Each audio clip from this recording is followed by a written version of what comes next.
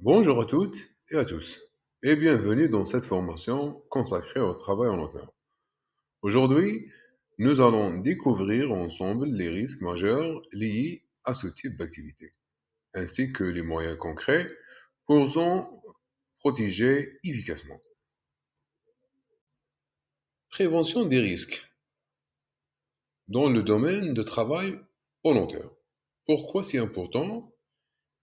Chaque année, les chutes de hauteur sont responsables de nombreux accidents graves, parfois mortels.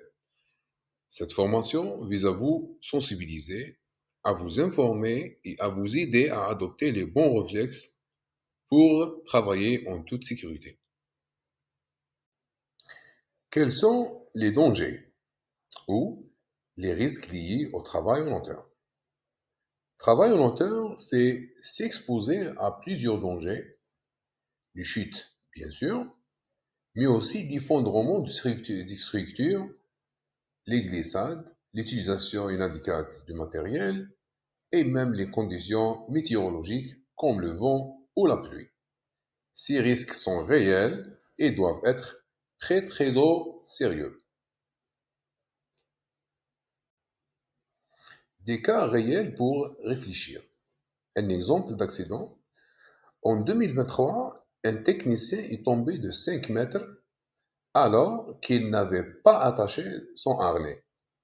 Ce genre d'accident est malheureusement fréquent, mais il est évitable grâce à des mesures simples de prévention. Comment se protéger?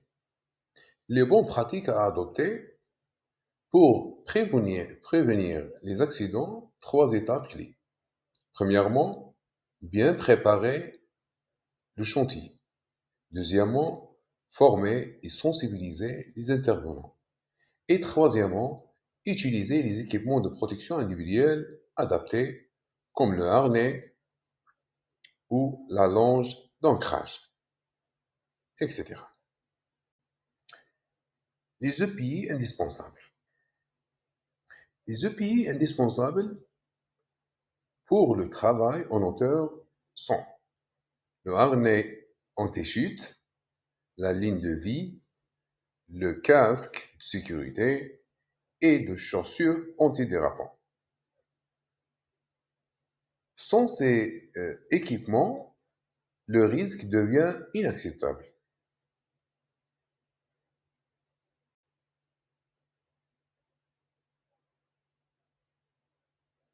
Les bons et les mauvais pratiques. Ce qu'il faut faire et ne pas faire. Voici un exemple visuel simple. Le premier, une mauvaise pratique, un ouvrier sans EPI en situation instable. Et la deuxième, c'est le bon pratique, un professionnel correctement équipé avec tous ces dispositifs de sécurité. Ici, le bon comportement sauve des vies. Je répète, le bon comportement sauve des vies. Pour travailler en hauteur en sécurité, retenez ces 5 conseils essentiels.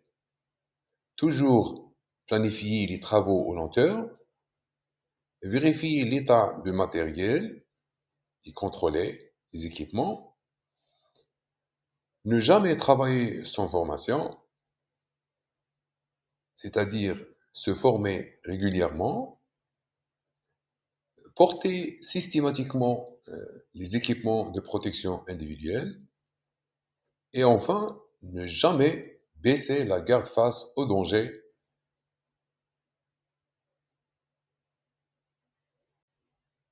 Merci d'avoir suivi cette formation. N'oublie pas, la vie n'a pas de prix et chaque geste compte pour éviter un drame. Si vous souhaitez plus de contenu sur la sécurité au travail, pensez à vous abonner et à partager cette vidéo. À très bientôt et surtout, travaillez toujours en sécurité. Au revoir.